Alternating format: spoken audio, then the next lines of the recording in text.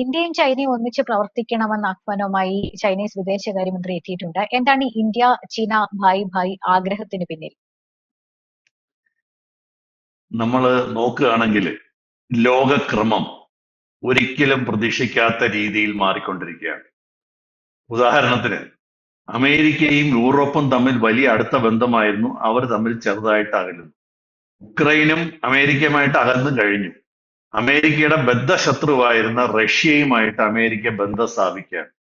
അങ്ങനെ തന്നെയാണ് നമ്മളും ചൈനയും. ഇന്ന് ശരിക്കും പറഞ്ഞാൽ നമുക്കൊരു പ്രതിയോഗി ഉണ്ടെങ്കിൽ, ഈ ലോകത്ത് ഭാരതത്തിനൊരു പ്രതിയോഗി ഉണ്ടെങ്കിൽ അത് ശരിക്കും പാകിസ്ഥാനല്ല, അത് ചൈനയാണ്. മാത്രവുമല്ല, ഇന്ത്യ തോറ്റുപോയ ഒരു രാജ്യമാണ് യുദ്ധത്തിൽ. അത് പല പല കാരണങ്ങൾ കൊണ്ടാണ്. അന്ന് നമ്മൾ അൺപ്രിപ്പയർഡ് ആയിരുന്നു. എന്തിൽ പോലും ഒരു യുദ്ധത്തിൽ തോറ്റു എന്നുള്ള സത്യമാണ്. അവർ നമ്മുടെ ധാരാളം ഏരിയകൾ പിടിച്ചടക്കുകയൊക്കെ ചെയ്തു.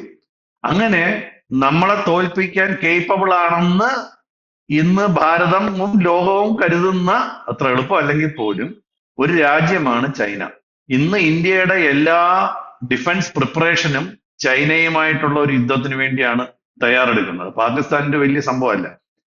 അങ്ങനെ ഇരിക്കുമ്പോ ചൈന ഇങ്ങോട്ട് പറയുകയാണ്, നമ്മൾ പഴയ കാര്യങ്ങളൊക്കെ മറന്ന്, നമ്മളുമായിട്ട് ജിയോഗ്രഫി, അതായത് അതിർത്തി തർക്കമുണ്ട് ഇല്ലെന്ന് പറയുന്നില്ല, ജിയോ പൊളിറ്റിക്കൽ തർക്കമുണ്ട് ഇല്ലെന്ന് പറയുന്നില്ല, പക്ഷേ അതൊക്കെ മറന്ന് നമ്മൾ വ്യാപാരത്തിൽ ശ്രദ്ധ കേന്ദ്രീകരിക്കണം. നമ്മൾ ഇരു രാജ്യങ്ങളും തമ്മിലുള്ള അടുത്തടുത്ത് കിടക്കുന്ന ഇരു രാജ്യങ്ങളും തമ്മിലുള്ള വ്യാപാര ബന്ധം ശക്തിപ്പെടണം എന്നാണ്.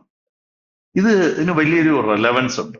എന്തുവെന്ന് പറഞ്ഞാല്, മോദി വന്നതിന് ശേഷം, നരേന്ദ്രമോദി അധികാരത്തിൽ വന്നതിന് ശേഷം വളരെ കെയർഫുൾ ആയിട്ടാണ് ചൈനയുമായിട്ടുള്ള എല്ലാ ഡീലിങ്സും. ഇത് പറയാൻ കാര്യം, നമുക്ക് പണ്ട് അലിബാബ എന്ന് പറഞ്ഞിട്ട് ഒരു ആപ്പ് ഉണ്ടായിരുന്നു. ഓർക്കുന്നുണ്ടോ എന്നറിയില്ല. ആദ്യത്തെ തവണ വന്നപ്പോൾ അലിബാബ എന്നൊരു ആപ്പ് ഉണ്ടായിരുന്നു. വളരെ എളുപ്പത്തിൽ നമുക്ക് ചൈനയിൽ നിന്ന് നമുക്ക് പോലും ഡയറക്റ്റ് ആയിട്ട് സാധനങ്ങൾ ഇമ്പോർട്ട് ചെയ്യാൻ പറ്റുമായിരുന്നു. വളരെ എളുപ്പത്തിൽ സാധനം വരുമായിരുന്നു. ആദ്യം ഈ ഇന്ത്യയും ചൈനയുമായിട്ട് ചില പ്രശ്നങ്ങൾ ഉണ്ടായി കഴിഞ്ഞപ്പോഴത്തേക്ക് എല്ലാ ചൈനീസ് ആപ്പുകളും നിരോധിച്ചു. അതിന്റെ കൂട്ടത്തിൽ ഈ അലിബാബ പോയി. അപ്പൊ ശരിക്കും പറഞ്ഞാൽ അന്ന് ചൈനയും ഇന്ത്യയും തമ്മിലുള്ള വ്യാപാരം വളരെയധികം പ്രശ്നത്തിലായിരുന്നു. വളരെ സെലക്റ്റഡ് ആയിട്ടാണ് ഇന്ന് ചൈനയിൽ നിന്ന് നമുക്ക് ഇമ്പോർട്ട് ചെയ്യാൻ പറ്റുന്നത്.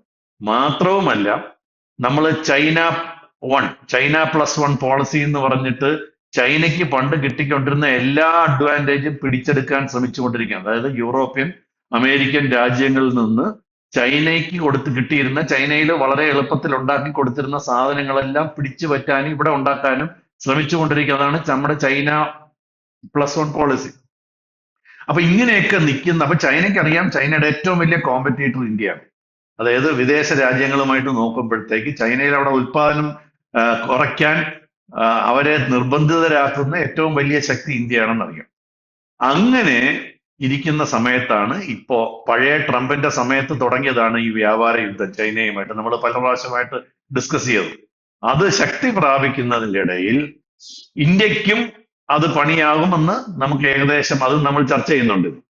ഇന്ത്യക്കും അത് പ്രശ്നമാകുമെന്ന് കൃത്യമായി മുന്നിൽ കണ്ടുകൊണ്ട്, എന്നാൽ എന്തുകൊണ്ട് ചൈനയും ഇന്ത്യയും തമ്മിൽ വ്യാപാരത്തിലെങ്കിലും നല്ല സുഹൃത്ത് ബന്ധം ഉണ്ടാക്കിക്കൂടാ എന്നുള്ളതാണ് ചൈന ചോദിക്കുന്നത്. ഇത് ഇപ്പൊ തുടങ്ങിയതല്ല. നമുക്കറിയാം 2024 നമ്മള് എന്താണ് പറയാ, ഈ റഷ്യയിൽ വെച്ച് ചൈനയുടെ പ്രസിഡന്റും ഈ മോദിയും തമ്മിൽ ഒരു വലിയ ചർച്ചയുണ്ടായി. അന്ന് തുടങ്ങി തന്നെ എന്തിനാണ് നമ്മളിങ്ങനെ പ്രശ്നം ഉണ്ടാക്കി നിൽക്കുന്നത്, നമുക്ക് ഒരുമിച്ചായിക്കൂടെ, നമുക്ക് സൗഹൃദത്തിലായിക്കൂടെ. ബിക്കോസ് രണ്ട് രാജ്യത്തിന് വളരെ പ്രസക്തമാണ്. വെറുതെ ആവശ്യമില്ലാതെ അവരുടെ റിസോഴ്സസ് ഡിഫൻസിന് വേണ്ടി കളയുന്നു. അപ്പൊ അങ്ങനെ വന്നപ്പോഴത്തേക്ക് അതിന് ശേഷമാണ്, ശ്രദ്ധിച്ചറിയാം, അതിനുശേഷമാണ് ഇപ്പോ അതിർത്തിയിലൊക്കെ പ്രശ്നങ്ങൾ കുറഞ്ഞു വരുന്നത്. രണ്ടുപേരും ആ പഴയ സ്ഥലത്തോട്ട് സൈന്യങ്ങളും മാറി. അപ്പൊ ഒരു സൗഹൃദ അന്തരീക്ഷം പൊതുവെ അതിർത്തിയിൽ പോലും ഉൾപ്പെടുന്നുണ്ട്. അങ്ങനെ ഇരിക്കുമ്പോഴാണ് ഇപ്പോ ഈ ചൈന ഇങ്ങനെ ഒരു ഓഫർ വെച്ചിരിക്കുന്നത്. അത് അവർ ചുമ്മാ വെച്ചിരിക്കുന്ന ഓഫറല്ല. അമേരിക്കയുമായിട്ട് അവർക്ക് വലിയ പ്രശ്നമാണ്. ഈ വ്യാപാരത്തിലെങ്കിലും വലിയ പ്രശ്നമാണ്. അതുകൊണ്ട് അത് ഇന്ത്യക്കും ഉണ്ടെന്ന് അവർക്കറിയാം. എന്തുകൊണ്ട് അത് കോമ്പൻസേറ്റ് ചെയ്യാൻ വേണ്ടി ഇന്ത്യയും ചൈനയും പരസ്പരം സഹകരിച്ചുകൂടാ എന്നുള്ള, ഇങ്ങനെ ലോകക്രമം മാറി വരുന്ന സമയത്ത് ഇതിന് വലിയൊരു പ്രസക്തിയുണ്ട്. എന്താണ്, നമുക്കും അതിന് വലിയൊരു ഗുണമുണ്ട്. നമ്മൾ ഒരുപാട് കാര്യങ്ങൾക്ക് വേണ്ടി പാശ്ചാത്യ രാജ്യങ്ങളുമായാണ് ആശ്രയിക്കുന്നത്. ഒന്നുകിൽ യൂറോപ്യൻ രാജ്യങ്ങളെ അല്ലെങ്കിൽ അമേരിക്കയൊക്കെയാണ് ആശ്രയിക്കുന്നത്. അതെന്തുകൊണ്ട് ചൈനയുമായിട്ടായിക്കൂടെ? ഓൾറെഡി നമ്മളും ചൈനയും തമ്മിൽ വലിയ ഒരു വ്യാപാര ബന്ധമുണ്ട്. അതായത് ഇന്ത്യ ഏറ്റവും കൂടുതൽ സാധനങ്ങൾ ഇമ്പോർട്ട് ചെയ്യുന്ന ഒരു രാജ്യം ചൈന തന്നെയാണ് ഇപ്പോഴും. അപ്പൊ ചൈനയ്ക്ക് വലിയ അഡ്വാൻറ്റേജ് ഉണ്ട് ചൈനയുമായിട്ട്. പക്ഷെ ഇവരുടെ ഏറ്റവും വലിയ അപകടം എന്ന് പറയുന്നത് ഇവരെ വിശ്വസിക്കാൻ കൊള്ളാവുന്നവരാണോ എന്നൊരു വലിയ പ്രശ്നം. അതായത് ചൈനക്കാരെ പൊതുവെ വ്യാപാരത്തിൽ എല്ലാവരും പറയുന്ന ലോകത്തൊരിക്കലും വിശ്വസിക്കാൻ പാടില്ലാത്ത ഇവരിങ്ങനെ ഈ ഒട്ടകത്തിന് സ്ഥലം കൊടുക്കും പോലെയാണ്. ഒരു സ്ഥലത്ത് കടന്നു കയറിയാൽ അവരവിടെ പിടിച്ചെടുക്കും. അപ്പൊ അതുകൊണ്ട് മാത്രമല്ല ഇന്ത്യക്ക് അങ്ങനെ അവരുമായിട്ട് ചെറിയ പ്രശ്നമുണ്ട്. അപ്പൊ അതുകൊണ്ട് നമ്മൾ വളരെ വളരെ കോഷ്യസ് ആയിട്ടാണ് ഇതിനോട് പ്രതികരിച്ചിരിക്കുന്നത് നമ്മുടെ ആളുകൾ. ഈവൻ ഈ ഓഫർ വെച്ചപ്പോൾ തന്നെ എന്താണ് പ്രശ്നം? നമ്മൾ പല പ്രാവശ്യങ്ങളായി ഇപ്പൊ ചർച്ച ചെയ്ത സാധനമുണ്ട്. വ്യാപാര കമ്മി എന്നൊരു സംഭവമുണ്ട്, ഞാൻ പറഞ്ഞിരുന്നു. അതായത് രണ്ട് രാജ്യങ്ങൾ തമ്മിൽ അങ്ങോട്ടും ഇങ്ങോട്ടും വ്യാപാരം നടത്തുമ്പോൾ ഏകദേശം ഈക്വൽ ആയിരിക്കും. ഇത് ഇന്ത്യയുടെ കാര്യത്തിൽ നമ്മൾ ഓൾറെഡി വലിയ കമ്മിയാണ്. അതായത് നമ്മൾ അങ്ങോട്ട് ചൈനയിലോട്ട് എക്സ്പോർട്ട് ചെയ്യുന്നതിനേക്കാളും വളരെ കൂടുതലാണ് നമ്മൾ ചൈനയിൽ നിന്ന് മേടിക്കുന്നത്. അപ്പൊ ഓൾറെഡി തന്നെ നമ്മൾ വ്യാപാര കമ്മിയിലാണ്. ഇനിയും കൂടുതൽ കൂടുതൽ സാധനങ്ങൾ നമ്മൾ ചൈനയിൽ നിന്ന് ഇമ്പോർട്ട് ചെയ്യുകയാണെങ്കിൽ ആ വ്യാപാര കമ്മി കൂടും. അതൊരു പ്രധാനപ്പെട്ട പ്രശ്നമാണ്. രണ്ട്, അങ്ങനെ വരുമ്പോൾ പലപ്പോഴും നമ്മുടേതിനേക്കാളും വളരെ ചെറിയ ചെലവിലാണ് അവിടെ പ്രൊഡക്ഷൻ. അവിടുത്തെ ഒരു രാജ്യത്തിന്റെ പ്രത്യേകത കൊണ്ടാണ്. അതുകൊണ്ട് നമ്മുടെ ആഭ്യന്തര വ്യവസായങ്ങൾ തളരാനുള്ള ഒരു വലിയ സാധ്യതയുണ്ട്. അപ്പൊ അത് ചൈനീസ് ഉൽപ്പന്നങ്ങൾ പലപ്പോഴും വരുമ്പോൾ വളരെ വില കുറച്ചും വരാൻ അത്യാവശ്യം നല്ല ക്വാളിറ്റിയിലുള്ള സാധനമാണ്. ചൈനക്കാർ നമ്മൾ പറയും ചൈനയുടെ സാധനങ്ങൾ, ചൈനയിൽ ഉണ്ടാക്കുന്ന സാധനങ്ങൾ നീണ്ടു നിൽക്കത്തില്ല. ഇത് തികച്ചും തെറ്റായ ഒരു സങ്കല്പമാണ്. ഐഫോൺ ഉണ്ടാക്കിയിരുന്നത് ചൈനയിലാണെന്ന് നമ്മൾ മറന്നുപോരും. മാത്രമല്ല, എൻ്റെ ഒരു പഴയ സുഹൃത്തുണ്ട്, ഒരു അബ്ദുൾ അസീസ് എന്ന് പറയും. അദ്ദേഹം യൂറോലോക്സ് എന്ന് പറയുന്ന കമ്പനിയുടെ ഒരു MD. എനിക്ക് വളരെ നാളത്തെ പരിചയം. അപ്പൊ അദ്ദേഹം പറയും ചൈനക്കാരൻ ഒരു ബിസിനസ്. അപ്പൊ ലോക്സ് അദ്ദേഹം അവിടെ ഉണ്ടാക്കി, ഗൾഫിലും ഇന്ത്യയിലും ഒക്കെ ഉണ്ട്. ഇവിടെ നമുക്ക് കൊച്ചിയിൽ പോലും ഉണ്ടായിരുന്നു. അപ്പം അദ്ദേഹം പറയുന്ന ഒരു വളരെ പ്രസക്തമായ കാര്യമുണ്ട്. ചൈനക്കാരൻ ഒരു സാധനം ഇല്ലെന്ന് പറയില്ല, ഉണ്ടാക്കി തരാൻ പറ്റില്ലെന്ന് പറഞ്ഞു. നിങ്ങളിപ്പോ നിങ്ങൾ 8 രൂപയാണ്, ഒരു ലോക്കിന് 8 രൂപയാണെന്ന് പറഞ്ഞു. നിങ്ങൾ 5 രൂപ കൊടുക്കണം എന്നറിയാതെ ഇല്ലെന്ന് പറയത്തില്ല. അവർ 5 രൂപയ്ക്ക് ഉണ്ടാക്കി തരും, ക്വാളിറ്റി കുറയുന്നു മാത്രം. അപ്പൊ പുള്ളി പറയുന്നത് അവര് 5 രൂപ 10 രൂപ എന്ന് പറഞ്ഞാൽ 12 രൂപ കൊടുക്കാന്ന് പറയും, നല്ല ബെസ്റ്റ് ക്വാളിറ്റി. അപ്പൊ അവർക്ക് ക്വാളിറ്റി, ഏത് ക്വാളിറ്റി ഉണ്ടാക്കാൻ അറിയാം.